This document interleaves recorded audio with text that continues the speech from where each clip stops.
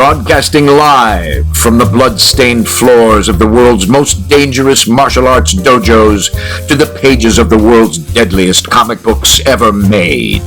This is the world's deadliest podcast.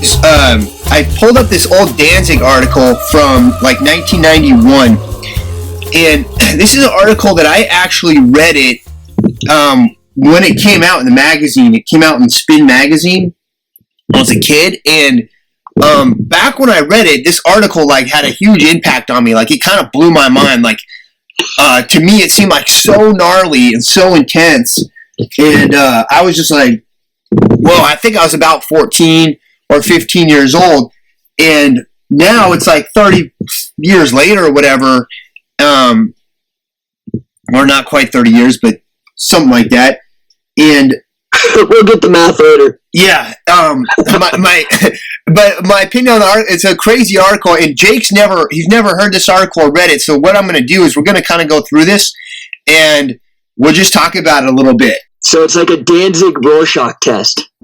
Hey everyone, before we get too deep into this podcast, I want to make sure everyone's aware of a couple of really cool things. The first one is my over-the-top wrestling adventure comic book, Strength Monsters. It's about like two pro wrestlers that go on adventures and stuff together. They have to battle all kinds of different monsters and villains. It's totally crazy, a lot of fun. I'm currently working on coloring all the books that I've made so far. I've got about 10 pages left right now, and I'll have completed the first issue coloring it. And right now you can download the black and white version of that issue for free at strengthmonsters.com. And what I'm going to do is once I finish coloring it, I'm going to send a free digital copy, full color digital copy to everyone that's downloaded that comic book. So if you haven't done it yet, go to strengthmonsters.com and download the first issue for free. You do it on the home page. Just put your name and email address in the little box, and a download of it will be emailed to you within a matter of minutes. Also, check out the wrestling camps that me and Jake have coming up in August in California, in September in the UK. You can get all the info for those, the dates, times, registration, everything at scientificwrestling.com.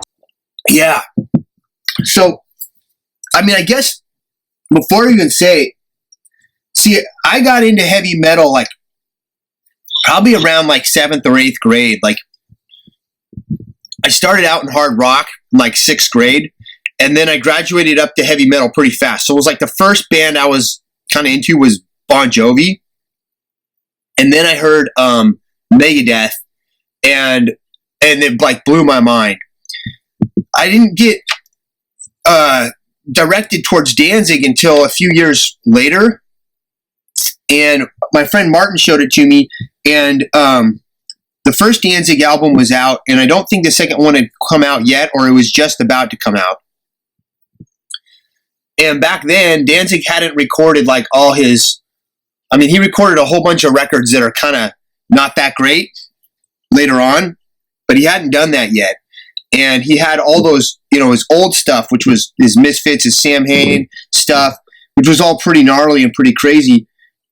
But I really liked the Danzig stuff because it kind of had this heavy metal meets the blues, meets kind of this, this sort of like Elvis Presley, mystical type vibe. Yeah. And it was like my favorite for a while. So anyway, this article says, is Glenn Danzig Elvis's evil twin reincarnated in the steroid-pumped body of Jim Morrison? Yeah. Dude, wait. Okay, stop. We can't even get past the title without me having to make a comment. Okay, so first of all, this is already awesome, dude, because this is exactly what I love about Danzig. That whoever wrote this article, who's the author of this article? Because this is brilliant title. All right. Let me finish this headline and I'll tell you. This is before fucking clickbait. Before people had to worry about clickbait articles and stuff. This is a brilliant title. Yeah, there was no internet then, to my knowledge. I mean, I think there was, but it did not exist in my universe yet. And the only way you would know about bands and bands and stuff was magazines, and or zines and things like that. He says he is the most charismatic and genuinely scary rock and roll performer around. His band Danzig embodies both rock's past glories and the promise of its future, whether you like it or not. Legs McNeil reports. Oh, dude. Listen, so you laid out how you heard Danzig and stuff, and like my path, the reason that I'm already tripping out is like, when I was really young, when I was like 15 years old, well, I guess not really young, but I was like a teenager or whatever, I really got into the Doors, like about 2 years before the movie came out. Yeah. Maybe 2 or 3 years. And I read Danny Sugarman's book called No One Here Gets Out Alive. I'm like a super book nerd. And I read the biography that came out of Jim Morrison called No One Here Gets Out Alive. I was like retardedly obsessed. I mean, I probably had a problem. Like, I didn't have a well enough developed ego of my own. So I like really, really identified with Jim Morrison, unfortunately, when I was like 15. And so, he was dead, by then, and there was no more music, and it was before the internet, so you're just jonesing for more information on this thing you're obsessed with. And then one of my buddies was like, dude, you got to check out Glenn Danzig, because Danzig clearly was fashioning himself stylistically kind of after Jim Morrison, plus Elvis and plus like the dark heavy metal vibe. So I love that title right now because it gets out all that Jim Morrison stuff right out the gate. And the thing about Danzig is that the guy is freaking old, man. Like, when I ended up listening to the whole Danzig catalog backwards because my buddy turned me on to Lucifuge. I think that was the first album I had of his, Lucifuge. It was on a tape. Yeah. Like, those like freaking tapes you could flip over and shit. Well, like that first song on Lucifuge, Long Way Back from Hell, it's got a very sort of mysterious kind of Doorsy vibe to it. Yes, it's like that, like, exactly. It starts out with like those drop guitars, and then the bass comes in chugging the eighth notes, da-ding, da-ding, da-ding, da-ding, da-ding. I mean, it's so badass. But I used to do his shit backwards, dude. So I first heard Lucifuge, then I got into Sam Hain, and then when I moved to college, by the time I moved to college, I kind of gotten into the Misfits because I had a bunch of friends that were like punk rock skateboarders. So it's like, dude, I mean, Danzig's been around forever, like forever, and all that old Misfits shit, it sounds like Elvis punk rock. It's like Elvis punk rock. Like, like he's got that Elvis thing going on, Oh, yeah, big time. Okay, sorry. I just had to get all that out because, dude, that right there, that title just like encapsulated my entire experience of Danzig. Yeah, so this is what's so interesting about this guy, though, is it's like his music holds up so well. You know what I'm saying? But but it's like, but then he's put together all this imagery and everything that goes with it, that in a way, as we go through this article, it's like it gets so corny, it's almost like, dude, you didn't need to go that route. Like, the music would have held up on its own. No. You know what I'm saying? So here's what it says, okay? It looks just like the shopping mall from Dawn of the Dead after it was rid of the zombies. The entire place is deserted. None of the shopkeepers are in their stores, but the happy fluorescent lighting and ultra-pleasant music is still humming along. Everything is on automatic pilot. Suddenly, the silence is shattered. Oh, man, there's got to be a kitty bar around here.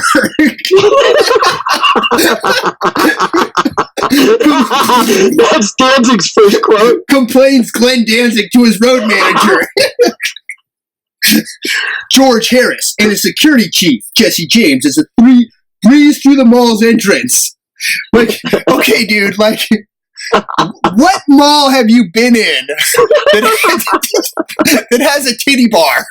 Dude, we're talking about he's just walked into like a 1990s mall because this is 1991. And oh man, there's got to be a titty bar around here. Okay, next Danzig quote: "Empty, just the way I like it. No assholes in my way." Glenn beams, throwing his shoulder-length hair back out of his face to reveal his striking looks. With his monstrously developed chest and his evil eyes, he looks like a cross between Jim Morrison and Cro-Magnon Man. That's awesome. Only Who's that guy who does all the illustrations for Conan? Frazetta or Fertitta? What's that guy's name? Frazetta? Oh, Frazetta. Yeah, Frank Frazetta. It's got to do it. I wish there was like a Frank Frazetta Glenn Danzig portrait. Yeah, they actually sort of teamed up together and published a comic book. What? Yeah, it happened around 93. It was called Death Dealer. So Frazetta, not to get too sidetracked, he did a series of paintings I think the first one came out in the late 70s called Death Dealer. And it's the one with the guy with the horned helmet and you can't see his face and he's got a battle axe and he's sitting on a horse. Yeah. And then he did a series of them. That painting was so popular that he did about six more Death Dealer paintings. And it was like and literally like he didn't paint them for any job. He just painted them to paint it was just a badass image he had in his head. And then Tor Publishing licensed it and wrote a book called Death Dealer, Prisoner of the Horned Helmet. And there's I think there's 6 volumes. But they're not on audio or anything. So they're currently out of print. So you have to track down the old paperbacks and read them. I got several of them. I've read most of them. And they're pretty cool. They're sort of like Conan-ish. But then Danzig, yeah, and then Danzig teamed up with Simon Beasley and got a license from Frazetta to publish a Death Dealer comic book. And so he put out the comic book in the 90s. And I had a copy. I actually got it signed by him at San Diego Comic-Con by him and Beasley. But I've long since sold my copy on eBay. A long time ago, I needed a lot of money, and I got it from selling that comic book. It was signed by both guys. But wow. Yeah, and then it was crazy because later Frazetta disavowed the comic and said that he didn't understand the intention of his painting. And honestly, it was not a very well written comic book. It really didn't even make much sense. It was like, you know. Yeah, but that shouldn't surprise us at this point. Yeah. So, okay. So back to this thing. He's like, okay, he looks like a cross between Morrison and Cro-Magnon Man, only meaner. What do you want first? Titty bars or comic books? I mean, really, dude, we laugh at Glenn Danzig, but our 13 to 25-year-old selves would do anything to live the life of Glenn Danzig. You know what I mean? That guy lived the life that you wanted to live. He basically just kind of, in a way, did whatever he wanted, you know? It's crazy, dude. He's a rock and roller with the deepest, hardcore punk rock credentials you could get. He's a heavy metaler. He's like a pro wrestling version of heavy metal. Yeah. Like Randy Macho Man Savage. Yeah. Sorry, we haven't even gotten into a paragraph. I know. Sorry. No, it's all good. So, okay, so he asked him what he wants first, right? Titty bars or comic books? What do you think he says? Comic books. Glenn answers. Yes.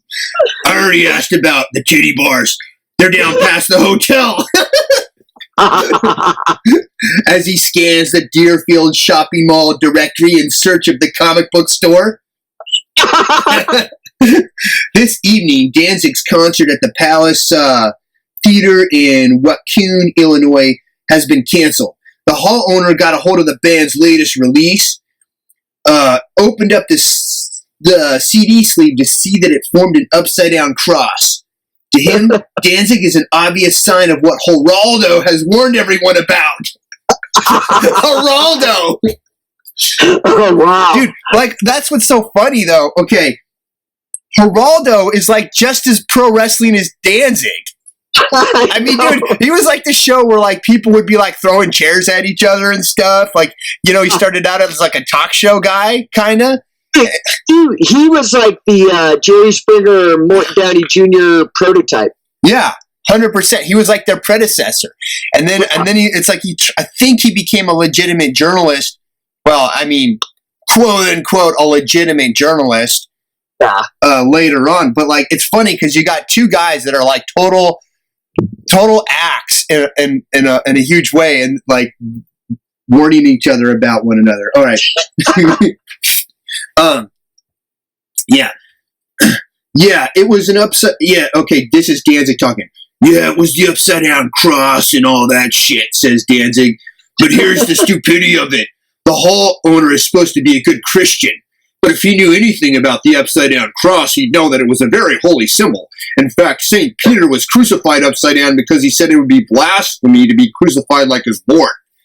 Danzig speaks, oh, I didn't read that right. He speaks in a bored tone that suggests he'd rather be concentrating on comics than theology. So they're trying to position him as a deep thinker, too. Yeah. He's not only is he knowledgeable in comic books, he's also an expert in theology. Oh. That's the thing is, most of Danzig's lyrics are more like based in more type theological themes than they are comic book themes. It's like he got all the comic book stuff out of him in the Misfits. Yeah. You know? Yeah. Yeah, the Misfits was weird because the themes there were all like zombies, horror movies. Yeah, like horror films. B-rated horror films and stuff. But he was born in the 50s, dude. So, I mean, it makes total sense, you know? The guy's in his 60s now. That's what's so crazy. He seems so timeless. Dude, he's like almost my parents' age. That's so crazy. Yeah, it's totally nuts. All right, so let's see. It says Glenn, Jesse, and George don't give a fuck about the canceled show. They're just glad to have more time for some serious comic shopping. You have any more Mighty Mouse number 3s? Glenn asked the fat, obnoxious store owner. Meanwhile, he just got banned for being a Satanist, but he wants Mighty Mouse number 3. Yeah, he's looking for some Mighty Mouse number 3s. While the other two comb the racks, there's a whole section of nothing but advanced... All right, I got to read this one in my nerd voice. There's a whole section of nothing but advanced Dungeons and Dragons guidebooks, as well as picture dictionaries of fantasy weapons and tactics for future wars. On the wall is a poster of Judge Dredd executing another cyberpunk perpetrator. This isn't a comic shop as much as a convenience store of chaos for the post-punk, post-hardcore, post-everything kids who inhabit the wasteland. Oh my God. Known as that death and destruction already upon us. Dude. What kind of a comic book shop is this? It's like they make this comic book shop sound like holy cow. I gotta go through that again. It was like, okay, it's not a comic book shop, it's a convenience store of chaos. Dude, that's a great name. Somebody out there should start a comic book chain called the Convenience Store of Chaos. That would go well. Dude, you're right. I'm going to use that. I'm going to put a comic book shop in one of my comic books or something and call it the Convenience Store of Chaos. Yeah. Or just I've always dreamed about opening a comic book shop. Maybe someday I'll do it, and that'll be the name because that would be. You're right. Okay. The post-punk rock, the post-punk, post-hardcore, post-everything kids who inhabit the wasteland, knowing that death and destruction are already upon us. These kids know. It sounds like Thunderdome. It doesn't sound like a comic book store. Yeah, well, because before that, it describes all the Dungeons and Dragons guidebooks. Picture dictionaries of fantasy weapons and tactics. I mean, that is true. That's basically what a lot of those D&D books, those early manuals were. And I'll be honest, that's why I liked them so much. Oh yeah, they were cool. It's like the same thing with the ninja magazines of like the 80s. Like you could see all the cool swords and all, like the bow staff and then the nunchucks and shit. 100%. All right, so he says, these kids know there's nothing left to do but sit back and enjoy the fires burning out of control. What the hell? Like, dude, I don't remember the 90s being that bad. I mean, because I was one of those kids. Right. I'm like, yeah. It's a freaking mall, dude. It's in a mall. How bad can it be? Yeah, it sounds like a suburban mall. All right, as a lead. Listen, the mall does not have a titty bar. No, I've never. Yeah. Oh yeah, that's just it's right across from the food court next to the Hallmark store. Because they used to have those Hallmark card stores like in the malls back then and stuff. Can you believe that, man? How the hell does a card store stay open? Like, how do you sell enough fucking cards at like $1.50 to pay your rent? Oh, dude, it was a different time, man. There's a couple political, but Hallmark was a big corporation, dude. I mean, it was like nationally franchised. There was like a row in the Ralphs or the King Soopers or Safeway or whatever. Yeah. I mean, I'm pretty sure it still exists. I don't know if their card stores exist anymore. If they do, they've got to be pretty sparse, I think. Dude, they have to hate memes, dude. Oh, yeah, the memes have destroyed their industry, dude, for sure. I mean, that was a meme before there were memes, man. You'd make a greeting card. Like somebody would have to write a clever card, and then you'd go buy this clever card, and you'd give it to somebody, and now you just like rip it off the internet and mail it to somebody, email it or text message it or whatever. 100%. As a lead singer of the Misfits, the seminal hardcore thrash band of the early 90s, the later more experimental band Samhain, which is actually supposed to be pronounced Sarwayne or something like that, but they pronounce it Samhain because that's just like, we don't know early Celtic language or whatever. Yeah. Glenn Danzig had always employed his fantasies to create chaos for the world to enjoy. After 10 or 15 years, he's bored with explaining things. It's not what he likes to do. You either get what Danzig is doing, or you can fuck off.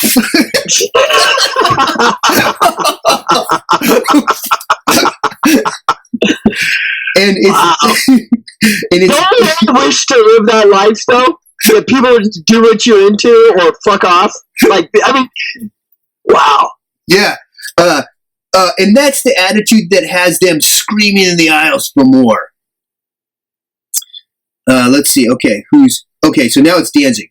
But if you're smart enough to realize, I persist, that when you put up an upside down cross, it's going to piss a lot of people off. It pisses people off that it's their tough luck. I don't care about people with small minds. He stops. The eyes grow darker. The bulging biceps tense up. The threat of violence radiates out of every pore. Wow. I don't like hassle in my life, he says, getting quieter but more intense, because I have a really quick temper and it takes a lot of meditation. Oh my gosh, dude. It takes a lot of meditation to keep me from killing the world every day of my life.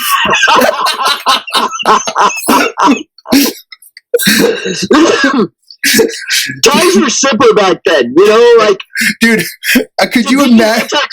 To be an Antichrist back then, like, all you had to do was, like, say something crazy like that. It takes all my will not to destroy the planet. He doesn't have means. It's like, he doesn't have the nuclear trigger. Yeah. That line was what?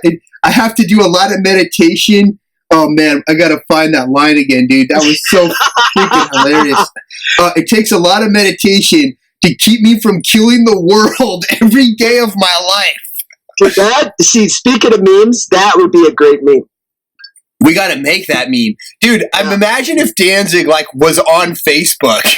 Oh, my gosh, dude. He would just want to, murder everyone. I know, man. And he's that pissed off. Okay, so where were we? Okay, the tension is broken as he compares his comic book loot with George and Jesse and cracks that devious smile. When Glenn Danzig isn't being intense, ready to attack, he lets out that smile. That huge one, showing off all the teeth that makes him look like the big bad wolf caught holding the freshly devoured carcass of Grandma. Dude, it's like the guy that wrote this, man, is I mean, I don't know how he came up with all this, man. I would hope that this guy got work in pro wrestling. I hope that, yeah, we're going to have to look up this author, man. I hope he's been very successful. This is the one thing I'm surprised Glenn Danzig didn't get involved with pro wrestling. Well, you know he's like a huge fan of it. I know, but dude, he does. I mean, he's like muscly. He's got a bad attitude. He has like heavy metal music playing all the time. He is like, he would have been so perfect. I think he did try when he was younger. Like, there's interviews with Chris Jericho had him on his podcast, and it's a pretty good one. I mean, he interviews him for like I think 2 or 3 hours. And Danzig talked about how he used to do like backyard pro wrestling when he was a kid before he like got into music. I'm gonna have to listen to that. That's on Jericho's podcast. Yeah, it's one of Jericho's podcasts. Yeah, it's definitely. I would definitely listen to it. It's pretty entertaining. All right, cool. Sorry, I didn't mean to interrupt. That's your job, man. But just as fast as the smile is gone, Glenn suddenly looks up at the store owner and asks, "Hey, what about those Mighty Mouse number 3s?" I love it, dude. I love it. Yeah. On stage at the Barrymore Theater. Okay, so new paragraph. On stage at the Barrymore Theater in Madison, Wisconsin, the following evening, it's easy to see why Danzig is the next big thing. His Jim Morrison looks and vocal style, that same slurred, malevolent baritone, his monstrous physique radiating sexuality, combined. You know what's so funny, dude, is that his monstrous, the guy is like 4 feet tall. No, dude. That's why I'm laughing like every time they're like, oh God, this is gold. Yeah, I mean, that's what blew my mind the first time I met him. I was like 15. It was at San Diego Comic-Con, and he actually had a booth, but it wasn't a booth like him there as a rock star. He had like a bunch of his original comic book art in the booth, and he was like selling and trading it with like other with artists and stuff like that. And he wasn't even running the booth. It's like he had like a manager, a curator, or some dude. 2 professional wrestlers battle to defend their local taco shop against a giant human burrito in the brand new very first issue of Strength Monsters. Over 30 pages of unstoppable, on-the-fringe, underground comic book action. Visit worldsdeadliestwebcomic.com today and download your free issue for a limited time only. And he was the one that was like, he was like taking offers and stuff like that. And then Danzig showed up to like, in the booth to like, I guess check up on, you know, what deals he had that day and stuff. And he was just there. And then me and my friend Martin were like, Danzig, my friend Martin had he had a Sam Hain shirt on. And it was the one where they're like all covered in blood. And he was like, oh, nice shirt. And the thing that blew me away is like, I was bigger than he was. Yeah. And if you look at that picture from the article, okay. Yeah. So look at the one where it's like it's just him standing there. Yeah. So to describe this to the people listening, it's like Danzig standing there and he's got like a black tank top on and he's got his arms like crossed and it's like a 3/4 view and he's like it's all dark and he's like flexing. Like his muscles are just like they're all like popping out and stuff. Like if you just saw that picture, you're like, whoa, dude, that guy looks like he could kick some serious ass. Yeah. You know? Yeah, it's tough. Like especially for like the rock and roll scene because, you know, there's this invasion of like the bodybuilder, hyper kind of aggressive dudes, you know, like Henry Rollins and shit, you know, from at that same time. Yeah. And then there was like, you know, the big mainstream bands like right prior to this in the late 80s was like Motley Crue and like Def Leppard and stuff, where it's like these dudes were all like long hair, they kind of looked really girly, they'd wear makeup and like they were like going for androgyny, and this was like almost like a backlash, like a hyper masculine backlash. 100% was. And when I saw that picture, dude, I was like, dude, if I ever become a rock star, that's what I want to look like. Yeah. And like even his tattoos, I was like, dude, those tattoos look like that wolf's blood. It says wolf's blood, and there's like a wolf with like blood coming out of its mouth. And I was like, dude, that's so gnarly, you know? Yeah, you know, it's when so in 2001, I toured with the Warp Tour as a wrestler, right? So if you go to like Google or whatever, type in Warp Tour 2001, you'll see like the event posters, and the event poster was this giant Lucha Libre guy. So that like the company I was wrestling for was called Incredibly Strange Wrestling out of San Francisco, and it was put together by this woman who owned it called Audra Morse, and she's married to the lead singer of Me First and the Gimme Gimmes. And so, like, he was really connecting the punk rock music scene, like the kind of booking that, you know, Warp Tours into, like Discord Records, like Fat Mike, and, you know, all those old punk rock skateboard bands. Anyway, because they were married, I think that's how they got, like, they had the influence to get pro wrestling as being like a center thing on the Warp Tour. Anyway, so I get to go on the Warp Tour because I get booked with this wrestling troupe, and dude, it was like the greatest fucking card ever, because Rollins Band was on it and the Misfits were on it, but the Misfits, I think it was the Misfits without Glenn Danzig.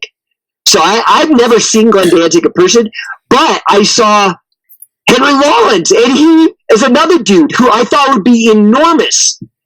Now, mind you, I was like 225 and jacked and taking all my vitamins and shit back then, so I was big. But dude, Henry Rollins was like super tiny too. Oh, really? So I've never met like or even been in the same room as Henry Rollins. Yeah, it just was one of those things, like, you know, like a Danzig or a Rollins.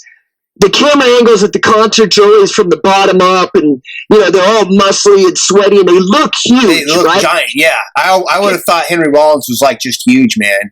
Yeah, and they're commanding this, like, you know, rock arena band thing or whatever, so they just seem larger than life. But dude, like, when I saw him walking around, I'm like, holy shit, this guy's like, I don't think he's taller than 5'9". Yeah, I'm wrong, but well, see, I was able to meet Danzig several times because he always went to the San Diego Comic-Con, and the first year I went to San Diego Comic-Con was 1991, which that's the same year this article came out. Yeah, dude, wait, sorry, I just Googled it. He's 5'9", exactly.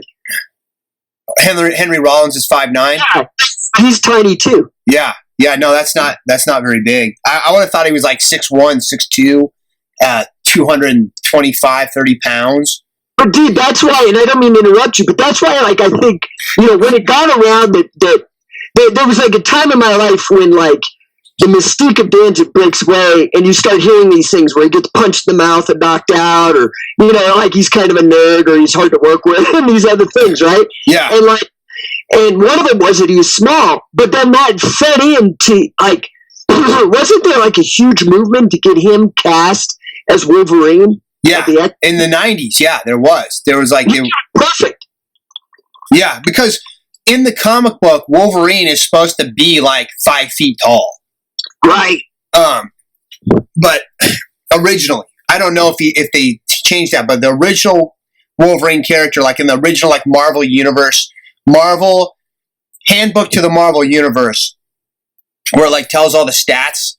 Yeah, that was like the Handbook to the Marvel Universe came out in like the 80s, I believe, and it was like a 20-year project. I have all those, dude. I have those in my dad's basement. Oh, those are rad, man. Are they worth any money? Because I got every one of those brand new. Like, look at. They're probably worth, I think, between $5 to $6 a piece. Oh, so not big money. But if you got all of them, yeah, if you got all of them, it'll add up to are the ones you have, are they like the hole punched ones where you're supposed to put them in a binder? No. These were in a comic book that were sold in the mid '80s. Okay, yeah, those ones. Okay, yeah, same thing because they released them a couple of different ways. Yeah, I think those are worth about $5 or $6 a piece. All right. Well, they are cool. I know exactly what you're talking about. Marvel did that and DC did that right at the same time almost. Yeah, and in those, Wolverine is like he's about 5 feet tall. So Danzig he would have fit perfectly, and Danzig had sideburns back then. Yeah, and he literally like tried to grow his sideburns like Wolverine, like they were like really long and kind of hairy. But when I met him, what I noticed right away was that his hair was dyed black because it was so black it was almost blue. And I was like, and I thought, dang, his hair's not really black either. You thought he was so demonic that all his hair follicles just went like devoid of light. Exactly. And then, dude, and then it goes like this. So, I think maybe it wasn't 91 that I met him. Maybe it was 92 because I swear my friend Martin had the poster for Danzig 3, How the Gods Kill. And on that poster, the artwork is the H.R. Geiger original Alien artwork, where the original art is like his alien character with an erection standing in front of a woman who's like being encapsulated by like all these like tentacles and stuff. Do you know that art that I'm talking about? I do, yeah.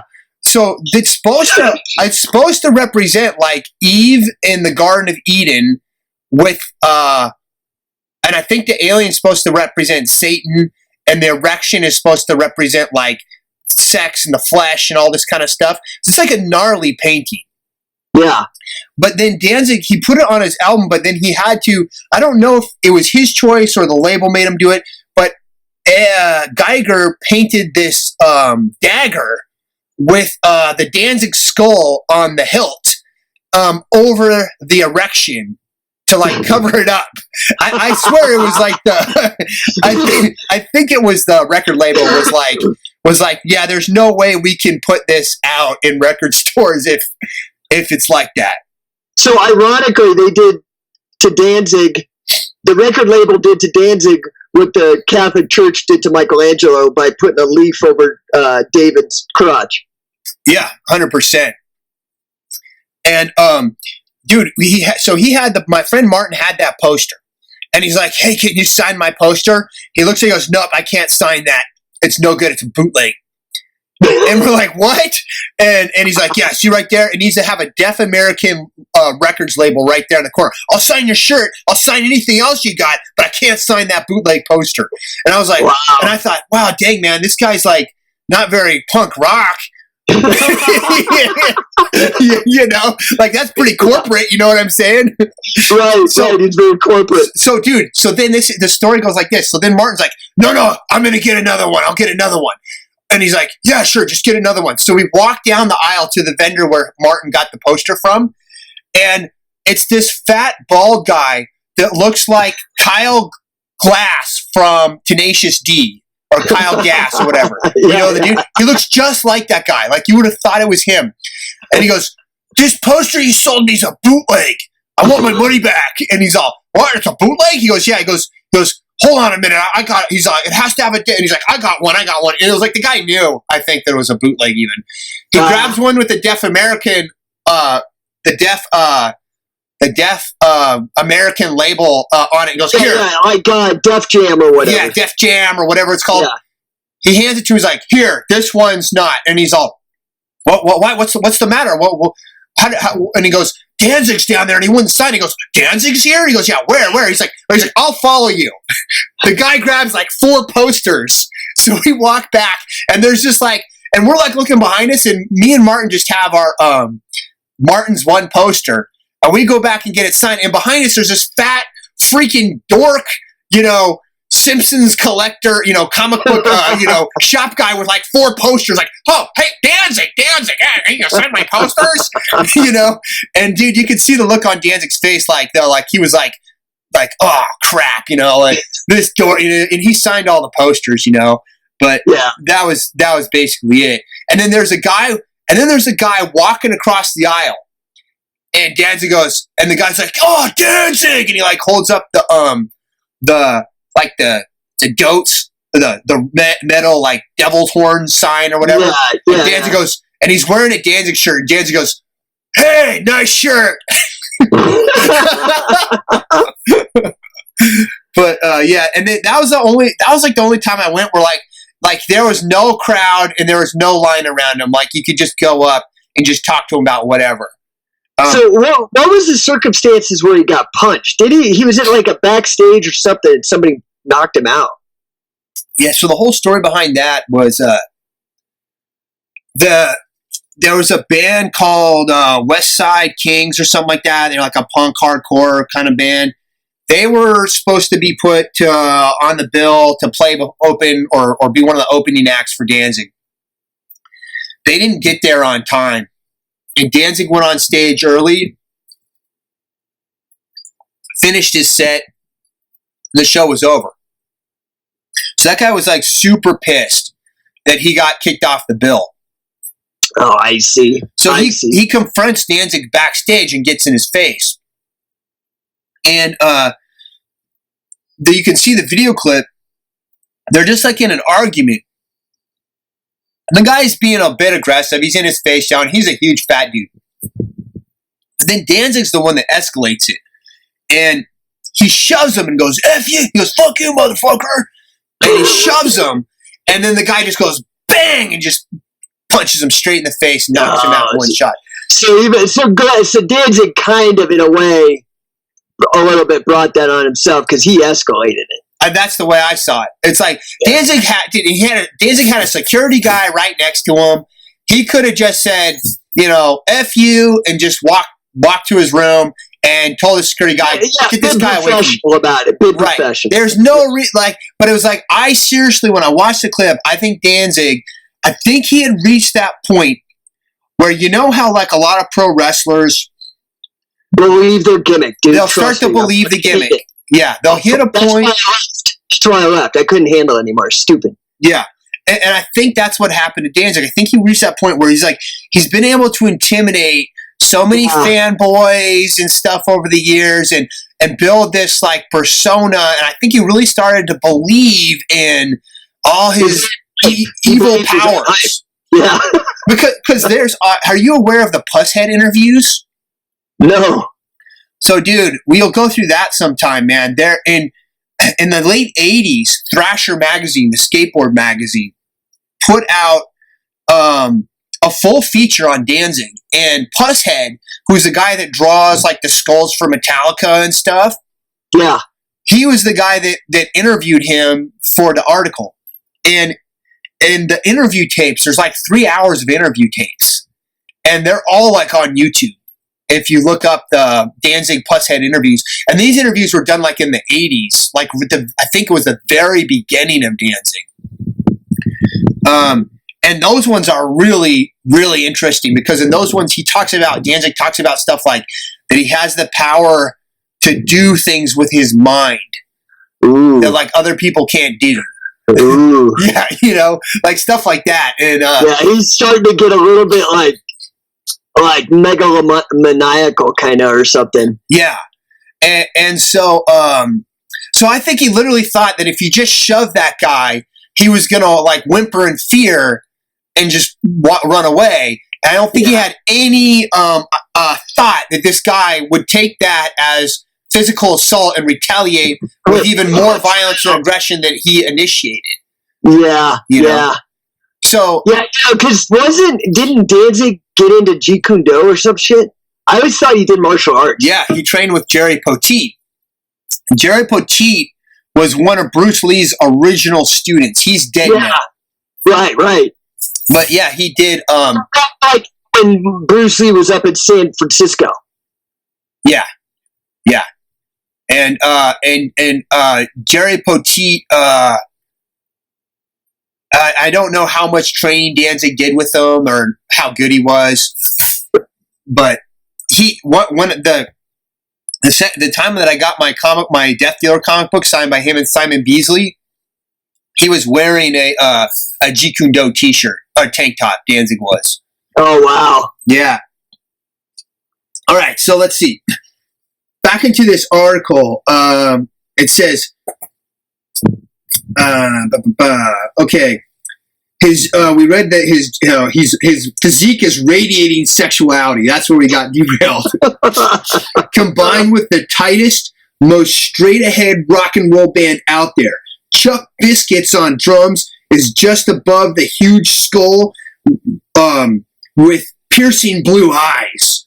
Eerie Von on bass and John Christ a lead on their long, black hair, pale skin, mustaches and beards flank Glenn and hammer out a sound. Dude, I read that weird. That was a weird sentence, though. Let me try and read that sentence. Eerie Von on bass and John Christ on lead. With their long black hair, pale skin, mustaches, and beards, flank Glenn and hammer out a sound. A stirring, complete celebration of the dark side. Ooh. But it's not heavy metal. No boring guitar bullshit. Insufferable thrash or high nasal screams. Just loud, evil rock and roll with a bluesy edge. And because of its simple, punishing fullness, the theater in Madison is packed with delinquents, punks, skins, and skateheads, as well as buxom blowjob blondes. Oh my gosh, man. Dude, this guy, the writer sounds less like a journalist and more like a PR guy, dude. He's totally putting over Danzig hard. Seriously, man. Holy cow. All push to the edge of the stage and alternate between drooling at Glenn's feet and banging their heads on the stage floor. That's awesome. This is definitely not an REM college crowd. The college kids will come around in a year or two. But right now, Danzig is only for those who appreciate this Frank Frazetta cover come to life. Dude, he even got the Frank Frazetta. Yep, there we go. This guy's firing on all cylinders. I think this guy is, he's got to be a fanboy, dude. Clearly he is. What year is this written? It was published in 1991. Oh my God. That's when I first started listening. Dude. Well, no. 91, I was in college, so no, I'd already been listening for a couple of years. 91 was when I got turned on to the Misfits. Yeah, same here. I'd already been into Danzig for a few years at this point. Because I remember getting Danzig, like CDs, all that stuff had not come out yet. Yeah. I don't even think I owned a CD player yet. CDs came out in like 89 or something. Yeah, I think I got my first CD player. I think I was in 8th grade. So I may have had one. I bought it off a kid at school, and I think it cost me like $150. And like I had to make payments to him to get it. And like I gave him like $50, and he gave me like one speaker. And then I went back to school, and then like 2 weeks later, I had another $50, and he gave me like the other speaker until finally I had like the whole thing. Yeah, it was like awesome. Yeah. Okay, so check this out. He says, he's like, okay, so he says he's like Frank Frazetta come to life. You remember those wonderfully violent Conan covers where the barbarian is slicing the intruder's head off with a giant sword while the big-breasted sorceress stands behind him, warding off the huge saber-toothed tigers? Oh, man. To these post-apocalyptic kids, Glenn Danzig is a new hero, their authentic champion of evil, a comic book cover come to life, proving that they can endure and flourish in the wasteland. Oh, that's funny, man. I mean, I guess there is some truth in that. I mean, I guess, he was like a comic book come to life, like up to at this point, He to me took Like, I think it's because he's old school. Like, you have to understand, this is a guy born in the 50s, was massively successful with the Misfits in the 70s already. You know, like, massively. Most people, most musicians, I want to take a minute real quick and tell everybody about the wrestling camps we have coming up real soon. Jake and myself will be in California, in both San Diego and San Bernardino in August of 2019. We will also be in the UK, in Doncaster and in London in September of 2019. I can promise you that at these camps, you will take home a lot of information, knowledge, submissions, wrestling hold, grappling, and experience that you can apply to whatever it is that you're into. Whether you want to be a pro, whether you want to be a submission grappler, whether you do Brazilian Jiu-Jitsu, whether you're a wrestler that just strictly wrestles and doesn't do submissions, I promise that you will be able to learn something and take something of value away home with you from these camps. Now, to get the dates and all the registration info, go visit scientificwrestling.com. Scientificwrestling.com will give you all the information, the dates, the signups, all of that stuff that you need in order to come out and train with me and Jake. It'll be super fun. I promise we'll have a great time, and I hope to see as many people there as possible. Okay, so... Well, what I was saying is, this is a guy who was massively successful already in the 70s. Most musicians who had the level of success that Danzig did with the Misfits would have already just wrapped it up, or, you know, like Motley Crue or something. They just keep doing the same act over and over and over again, until they get booked in Vegas and have a show or something. But not Glenn Danzig. He was one of those first guys to really completely reinvent himself, because like Sam Hain and Danzig as bands were completely different than the Misfits. Really completely different. Different markets, different branding, all that. Anyway, and I'm probably biased because I see a lot of things through the lens of professional wrestling and through professional fighting and the business. But Danzig really, to me, embodies that old Randy Macho Man Savage style of branding or personality. I mean, he just was so larger than life, Yeah. He really, it's like, these people like this, you get to know the actual person, and then you get to know the persona that they present to the public, and they're two different things, right? Like, it's almost like a split personality, like Jekyll and Hyde. And Glenn Danzig is so over the top.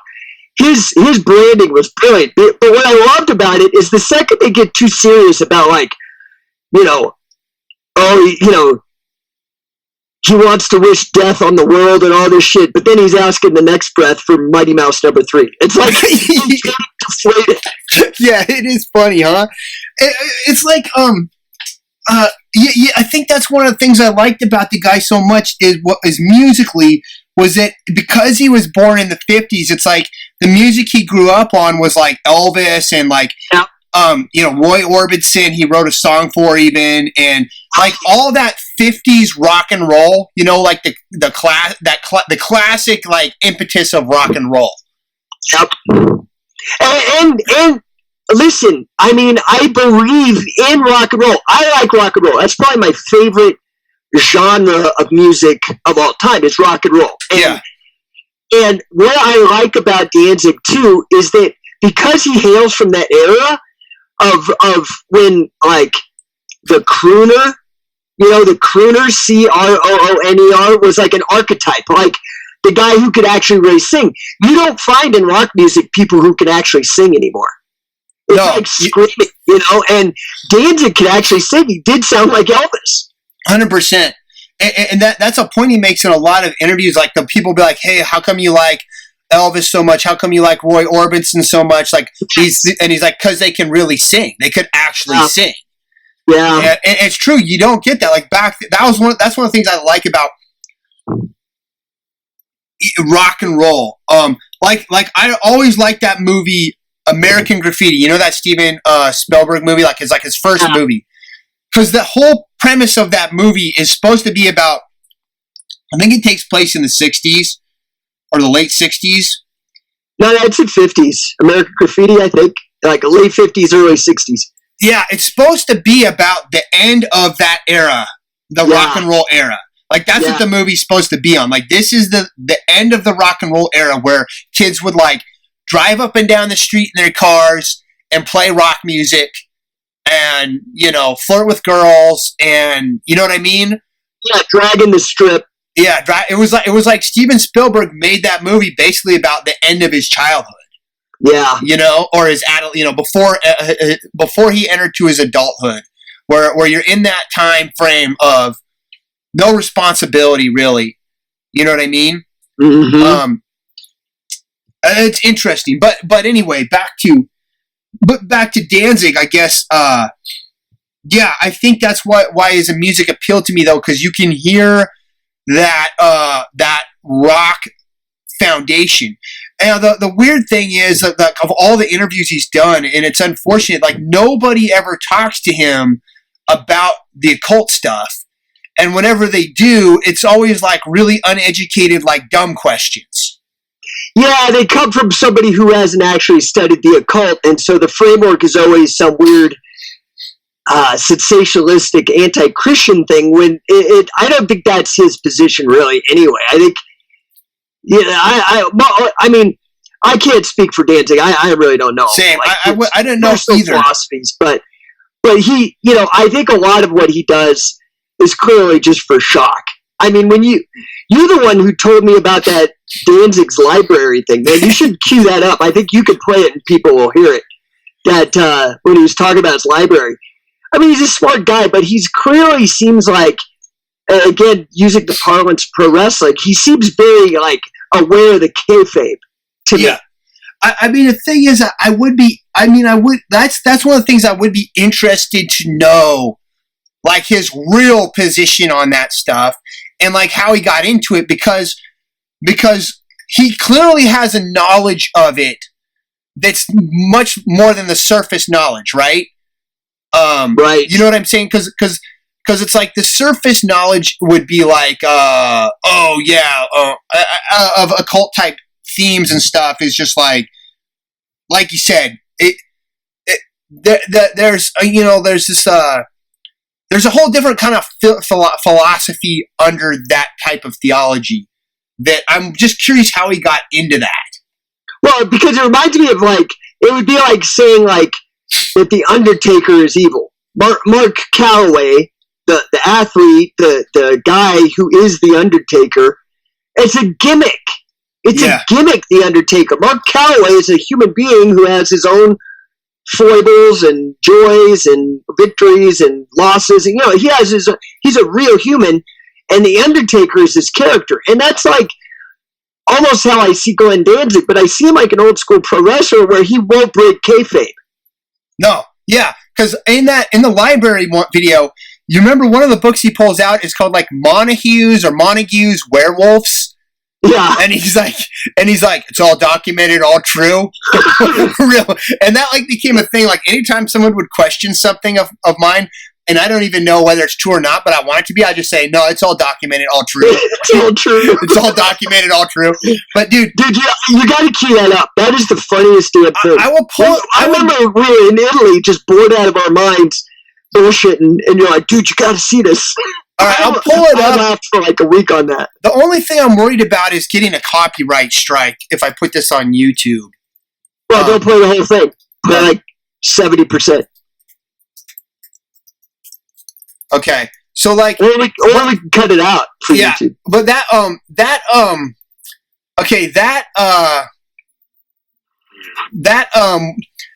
book. Okay, let me just get to that book though. Welcome to my book collection. Welcome to my book collection. I can't laugh, but wait, I'll try not to laugh. Let me put my no. Go ahead and laugh because it's better because then we won't get copyright claimed. I don't want to get copyright claimed. This is the funniest. This is the greatest clip on YouTube. All kinds of stuff here. No. The Werewolf by Montague Summers. Okay, so that's it. The Werewolf by Montague Summers. I got to get a copy of that. Well, I did. I bought a copy of it because I was like, I want to see. Yeah, I don't know where it is, but I got one. It was like written in the 1800s or something. It's an old ass book. Wow. It's in the public domain. You could just download it probably right now for free somewhere. I'll Google it. But I remember like trying to read it and being like, dude, this is the most boring werewolf book I've ever freaking read in my life. Like, how did this guy read this book? How did you find it before the internet? That's the thing, dude. He knew about all this crazy stuff. This is great. There's lots of great werewolf stories in here, all documented, all true. That's the line. Did you hear that? Lots of great werewolf stories in here, all documented, all true. We'll play one more. And there's one in particular that's great where they're looking for this guy who's accused of being a werewolf, and he comes out of this clearing shaking a baby in his mouth. It's pretty cool. That's pretty cool. Oh my gosh, man. All right, dude. Let's jump back over to the article now. Okay, yep. Sorry. No, it's all good. All right, so let's see where. So we're at the part where we went through the Frank Frazetta stuff, and then he is the hero to all the kids because he's a comic book come to life. Is that the difference between Danzig and the Misfits? I asked. That it's more Glenn Danzig's personal fantasy. Glenn tenses. He hates to answer questions about the Misfits. They remain the mythic hardcore band, a nice moment in time that influenced a lot of people, but they're not the thing he wants to be remembered for. The funny thing is that all the Misfits were really popular when they were around, he explains. Also, they weren't very good live. I was good as you could be at 80 million miles an hour. I don't think a lot of people got what I was doing in the Misfits. The guys in the band didn't even get it. They still don't get it. I hate those guys. I can't stand them. Oh, no wonder he wasn't on the Warped Tour when the Misfits were on the Warped Tour. Oh, dude. So there was like lawsuits and stuff between them. Yeah, but they back and forth. Like I just saw that they played together like 2016 or something, right? Oh, they're playing together again, like in a couple of months in Irvine, right here in California. They reconciled. You know why? The amount of money that they can pull per show. Oh. It's so much that you would be an absolute idiot to not reconcile your differences. Yeah. You know what I'm saying? It's just too much money involved. It's like, okay, you can get along with these. All these old bands, dude, as they break up. I mean, Fleetwood Mac is like that. Like they're constantly breaking up and getting back together because there's just so much money. So the thing is, it's like the Misfits. I don't think they really became huge until after the band had broken up, right? And it became like this. It just built and built and built. It started it was like a cult. It was like a cult following kind of thing. Yeah, and they had originally they had the Fiend. So they talk about that in the Pusshead interviews, how they had the Fiend Club, and Danzig had a mailing list. Like he had his own mailing list of 5,000 people or something. And he would send them like free stickers and stuff, and then he would send them like direct mail order products, like when they'd come out with a new T-shirt or a new album or something. And he was selling like old school, like that way. And it just built and built. And eventually it did become, it is the biggest thing he's done. Like the Misfits are more widely known and more popular than anything else he's ever done. It's going to be. I mean, honestly, and I'm going to be real. Like, I listen to the Misfits more than I listen to Danzig. I listen to old Danzig stuff. I do. But I listen to old Misfit stuff more. I'm going to be real. Because to me, it's like Danzig and Sam Hain are the gateway drug to the Misfits for me. That's how it went with me too. And it's like, now that you can see Danzig's entire catalog of music, it's like the original lineup, the first 4 albums, those were the best ones. And then once he got rid of that original lineup, it just got really bad. And some people don't like the 4th album. Like the 4th album is like, I still think there's some great tracks on there, but it is the weakest of the 3 albums. Yeah. You know? And where the Misfits, it's like every song is like awesome, you know? It really is, and it's just that like real raw, underproduced, very young talent finding its legs. I mean, the Misfits is like Jesus. That's like an American treasure, and the music is still great. I mean, it really is great. So the first Misfits album I got was Earth AD, and my friend Martin introduced me to a lot of rad stuff. He had the album and he loaned it to me. It was a cassette tape. On the cover, that's the one where the cover is like all these like zombies with like a purple, they're like a black and white zombies with like a purple background. Do you know the cover I'm talking about? I do. Okay, so that artwork was illustrated by a guy named Mad Mark Rude. And this guy, Mad Mark Rude, was like this underground kind of artist that drew like stuff, like flyers and stuff for all the punk bands back in like the early 80s, late 70s. Oh, okay, I see. And that guy's dead now. I don't know if he died of a drug overdose or what happened to him. Because if you look him up online, it's like his family, I think, is really protective about how he's remembered. And so it's like I couldn't really find all the details on like what caused his death. But I know he died like really young. But it's just another cool thing. It's like, dude, he's got artwork from Mad Mark Rude on his covers on the cover of his album, even. You know? Anyway, let's see. I read all that crazy stuff. Let's see. So, well, it's crazy. I don't mean to interrupt you now that you got going on this other subject, but you know, like all that old punk rock poster art, I love that shit. Like, that was like a whole art form. That reminded me of like comic books, right? Because it was a place where these guys who were just, you know, because everything was DIY back then when you had to promote, and you didn't have Photoshop or all this digital shit. You just drew stuff, inked it, and put it on a printer, and went out with a staple gun and promoted your stuff.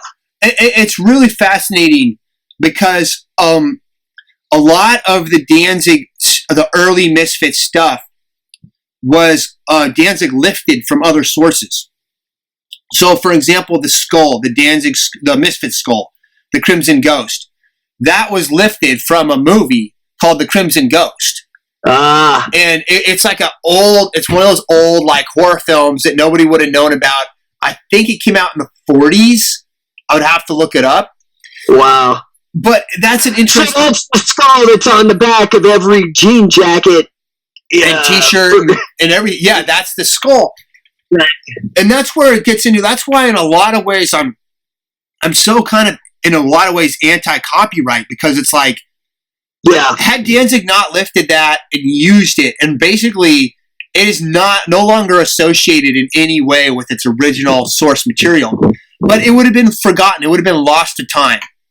No, dude, that's such a huge topic, like that nobody really thinks about, but intellectual property and in particular copyright, those laws are so lame, dude. They're really not well thought out, and they just hamper everybody's ability to be creative and to use found footage and found images and stuff in a creative way. It sucks. I mean, I'm with you 100% on that. Yeah, we can talk about that on another podcast because that's such a huge topic. There's so much we could go into, but it's interesting because Danzig's, he kind of fits in there because most of the stuff he used was not imagery. Because then there's the Danzig skull. You know, it's like that the horn. That big horn icon. Yeah, that skull. He used it with Samhain originally, and then he kept it. He lifted that from a Marvel comic book called Crystar the Crystal Warrior, which was a toy line. Yeah, dude, I had those toys. Yeah, so the comic book, I think it was like number 6 or something. I don't remember the exact number. It was illustrated by an artist named Michael Golden. And there's Crystar, the Crystal Warriors, fighting some dude, I think a demon dude or something. And in the background is that skull. Wow. And he pulled it from there, and then he just filled it in where the characters were covering it up, and he used it. See, dude, that's something that suddenly changed because, I mean, I remember, like, okay, so here's me going to be like an old man and, I had it so hard when I was growing up and, walking uphill in snow both ways, that kind of shit. But what I'm trying to point out here is that, like, when I grew up in the 80s, we really had to deal with boredom in a way that kids don't have to deal with boredom in these days. And one of the ways that I had to do that was, like, when I bought a comic book, I literally looked at every freaking square inch of that comic book, every ad, every page, every little tiny iota of that comic book because I was bored. I didn't have 1,000 YouTube channels to watch and video games to play and all that. And you notice little things. And so I could, from my time frame, I can imagine Glenn Danzig being bored as hell, looking through that Crystar comic book and seeing that little tiny skull image and being like, I'm going to build my whole brand around that. Yeah. And here's what's so funny, dude. I was, in 2015, I was tabling at a Comic-Con in Palm Springs. And the guy who had the table across the alley from me, he had 4 tables, was Michael Golden. And the dude that drew the original Danzig skull. Oh, wow. Yeah. And so, Michael Golden's a pretty successful comic book artist, okay? Yeah, what was his view? Do you know what he thinks of Danzig using that? Yeah, I'll tell you. So, him and his entire staff all had T-shirts on with the Danzig skull on the front, and on the back it said Golden in the same font as Danzig.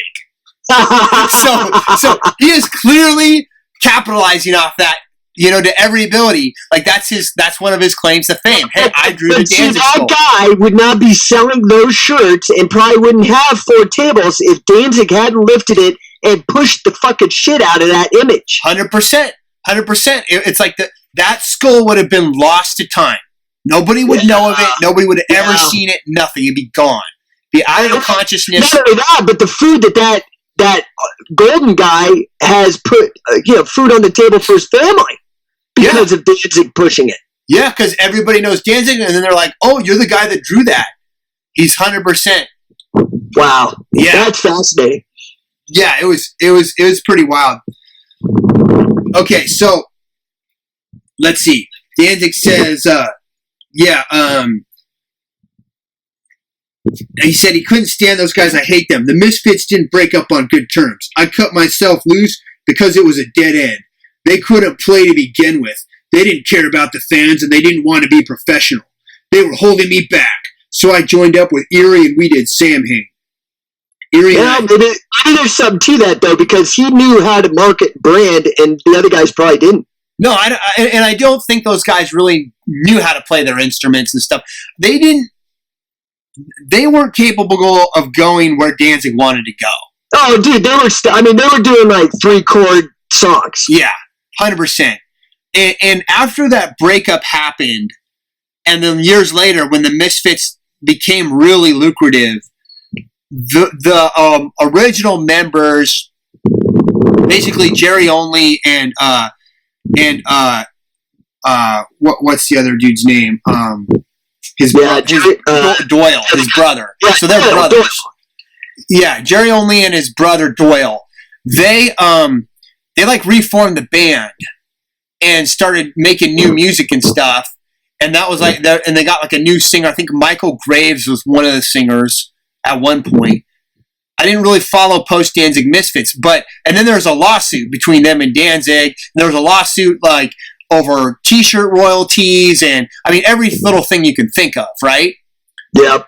And that's why they all hate. So at this time, 1991, he's probably in the middle of a ton of litigation with all of those guys. So that's why he hates them, because he wants all he Danzig claims he wrote all the songs. They're his songs. They just performed them. They claim that they were part of the band and that they contributed, blah blah blah, and they have a right to some of the royalties, whatever. The merch is probably worth more than the music. Right. I mean, I think you can buy Misfit shirts at like Walmart and stuff now. I mean, every Hot Topic or Spencer's Gifts, or I mean, dude, that would actually be an interesting statistic to determine, like, how many units of swag has that Danzig skull or Danzig style branding or Misfits branding? How much has that contributed to the economy? Yeah. All right. So anyway, so I joined up. They did Sam Hain. We used to hang out together when I was in the Misfits because the guys in that band didn't like to do anything. They were rich snobs. They only liked to do drugs. But after I started Sam Hain with Erie, the other guys in the band left and we had to start all over. I would have been easy to be Sam Hain, but I thought it was better to just start from the beginning with Chuck Biscuits and John Christ and just have our own identity. So Rick Rubin, Def Jam co-founder and now head of Danzig's label Def American. So that was the label Def American, and that was the one where he's like, if it doesn't say Def American, he wouldn't sign it. Yeah, Rick Rubin, dude, was huge in the early 90s. Oh, he produced like Slayer and all kinds of stuff, man. But then he got involved with like bringing back Johnny Cash. I think he was doing shit with the Beastie Boys. I mean, he was one of those like producers that really like changed the entire industry. Yeah, 100%. Rick Rubin said, "You guys are great. This is the best band I've seen, blah, blah, blah, blah." He gives me his card, and I think he's a freak. I don't know who he was, but he seemed sincere. So I went down to his offices right off Houston Street, New York City, and I hear this loud music blaring. And this isn't even a record company office, but a loft apartment.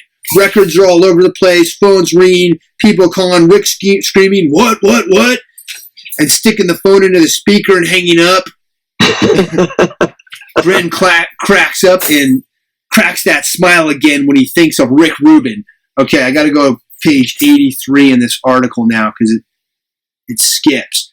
And I will put the link of this when I put this on YouTube, where you can in any place where I can put show notes. I'll put the link to this article on it so people can go like access it themselves if they want, because it's online and Google Books. And you said those Pusshead interviews are out there too, because I have a friend of mine who's like one of the top guys. He's like the managing editor or something for Thrasher. So I know, and he knows every back catalog. So I could probably get a copy of that. But if you already have it, the Pusshead tapes. I haven't looked up that issue of the magazine. But there's actual tapes on YouTube. Yeah, like the full unedited interview tapes are like 3 hours long. Oh, that's even better if you could actually get it directly from his mouth. Yeah, and you actually hear their whole conversation. And it's probably one of the best interviews because Pusshead asks like some of the more informed questions and stuff. Like he's asking about all kinds of crazy things about the Bible and stuff, and Danzig's talking about stuff like there used to be giants that like roam the earth, and like people are getting smaller now, and like all kinds of crazy stuff. Wow. Yeah, the Nephilim or all that weird esoteric shit. Yeah. The problem with Danzig, if anyone has one, is that the image isn't far from the person, he says. It's a very scary thing. When I see films and videos of us, I laugh. Because I guess I'm kind of scary. It's weird. I don't try to analyze it, but when I sit down and think about it, yeah, very dangerous.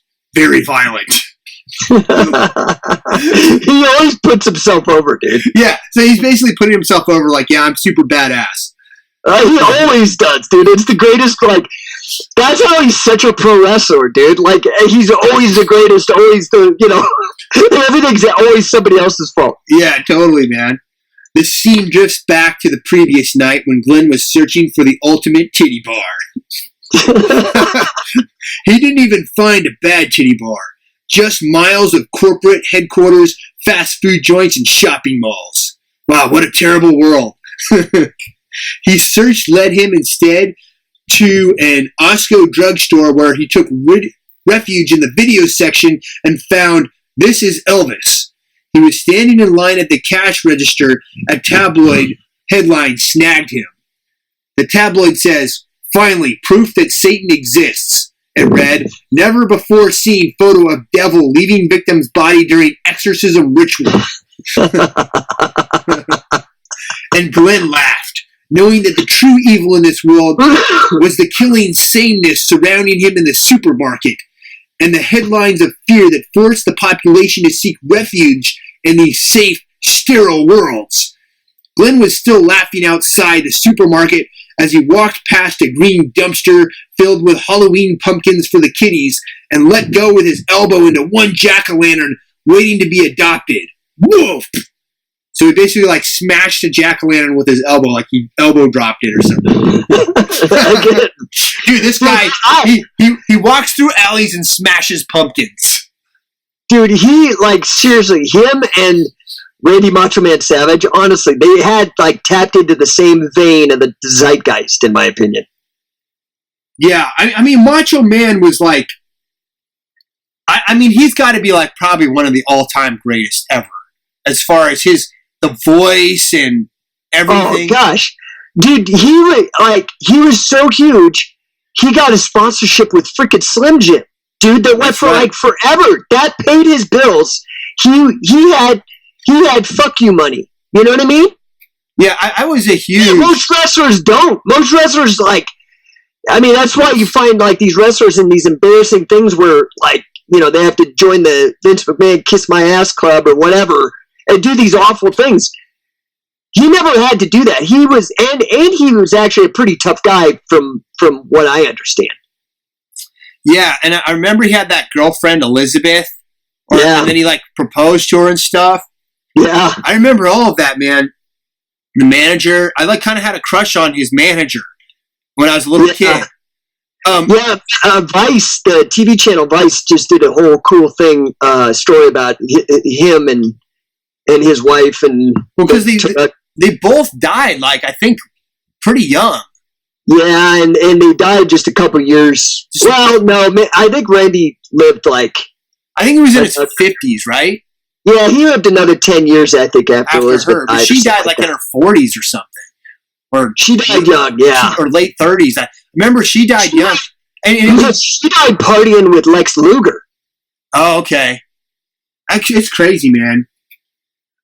Okay, we're almost done. So then he smashed the pumpkin. His laugh got even meaner and filled the half-empty parking lot, causing young mothers to clutch their kids and old men with six-packs under their arms to lock their car doors and drive away. What? So now we're in a parking lot. So wait, first we're in an alley and he's walking past the dumpster. No, we're not in an alley. He's just walking past the dumpster and he smashes... Wait, this isn't the mall parking lot. This is a supermarket parking lot. So he's in a supermarket parking lot where he just bought an Elvis, This Is Elvis VHS tape, and now he smashed a pumpkin and he's laughing like a madman in the parking lot, and mothers are clutching their children and grown men are locking their car doors and driving away as fast as they can. And meanwhile, he's like 5'5". Yeah, 5'5", like little weirdo with his Elvis tape laughing. Let's see.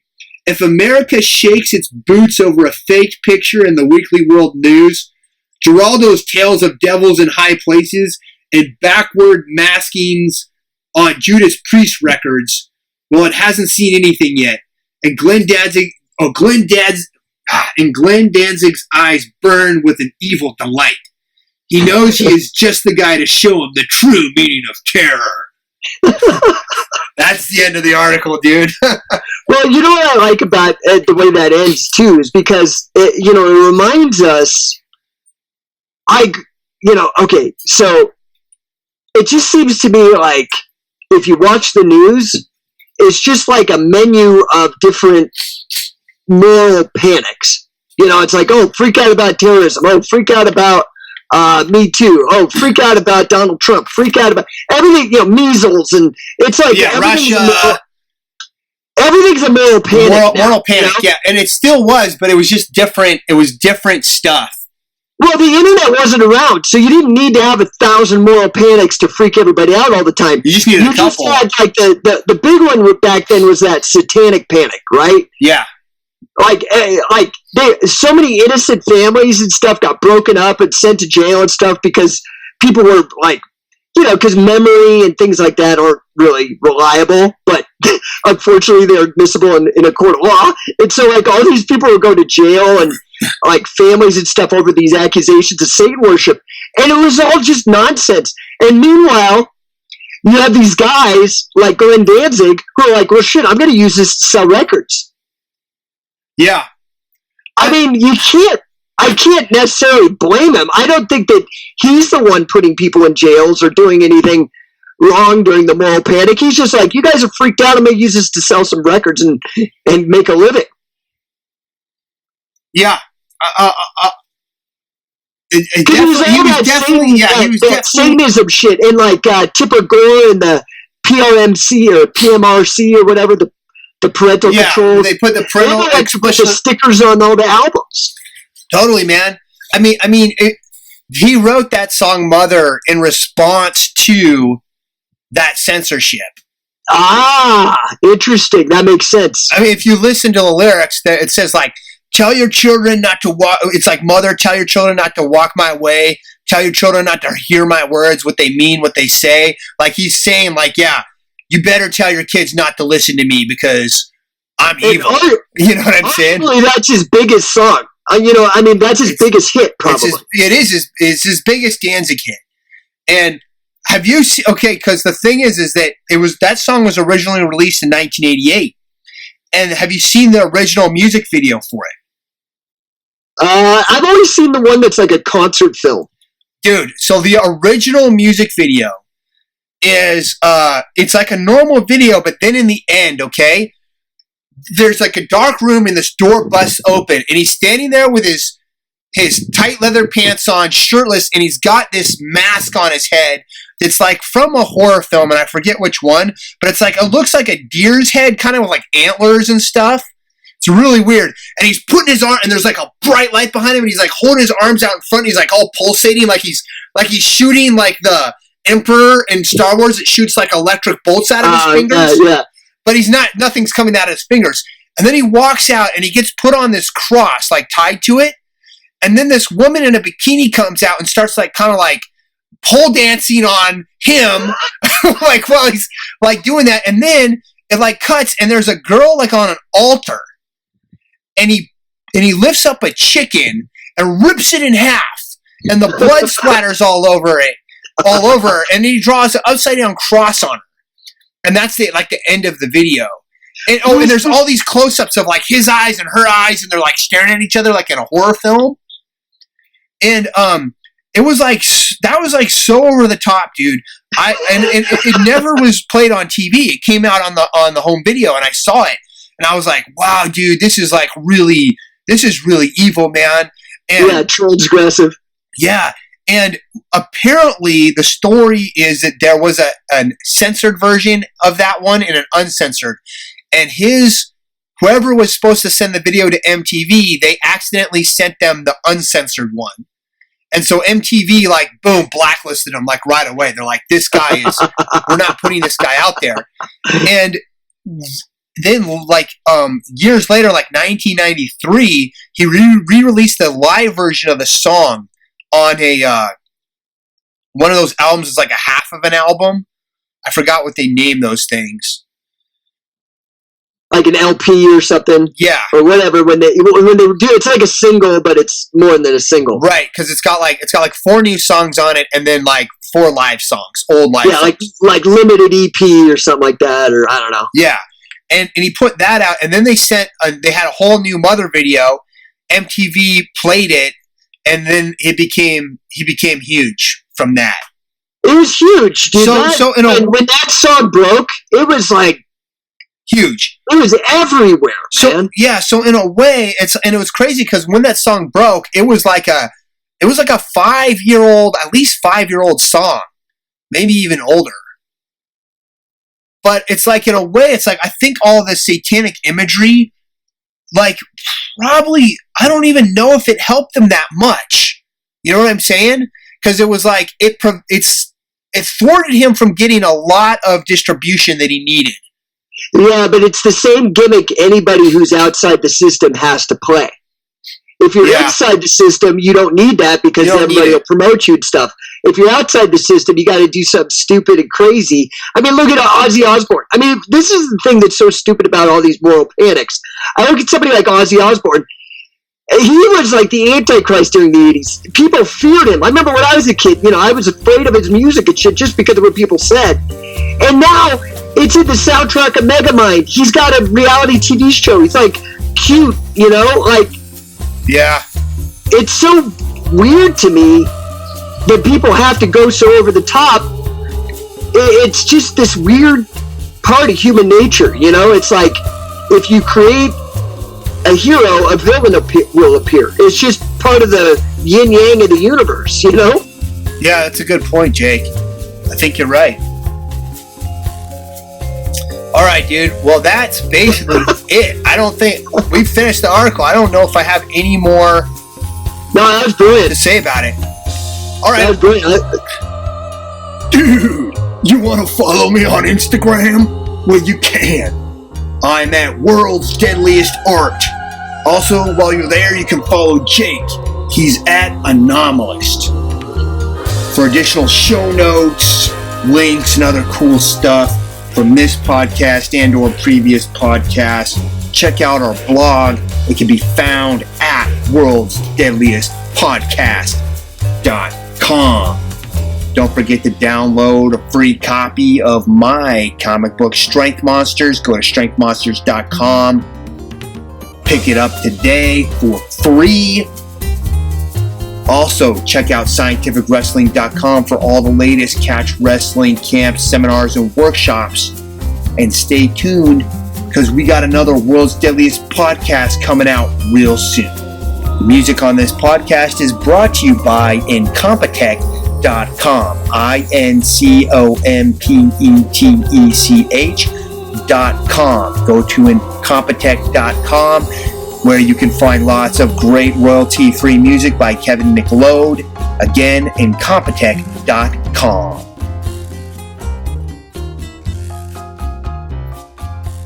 Two professional wrestlers battle to defend their local taco shop against a giant human burrito in the brand new very first issue of Strength Monsters. Over 30 pages of unstoppable, on-the-fringe, underground comic book action.